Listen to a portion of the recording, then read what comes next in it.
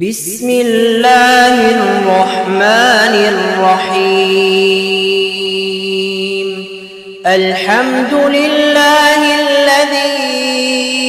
أنزل على عبده الكتاب ولم يجعل له عوجا قيما لينذر بأسا شديدا من لدنه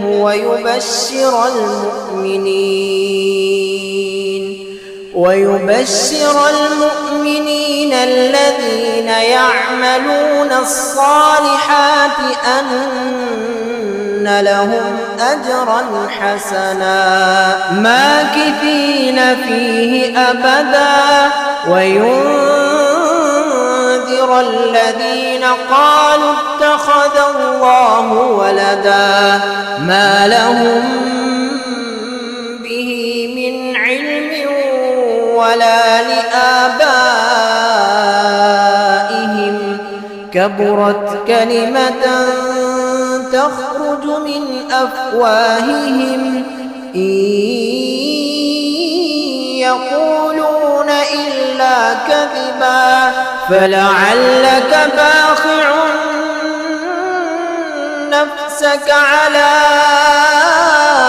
آثارهم إن لم يؤمنوا بهذا الحديث أسفا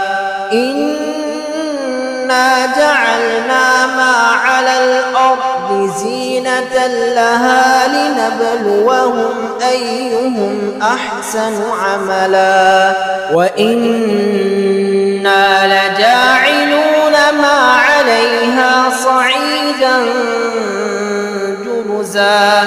أم حسبت أن أصحاب الكهف والرقيم كانوا من آياتنا عجبا إذ أوى الفتية إلى الكهف فقالوا ربنا آتنا من لدنك رحمة وهيئ لنا من أمرنا رشدا فضربنا على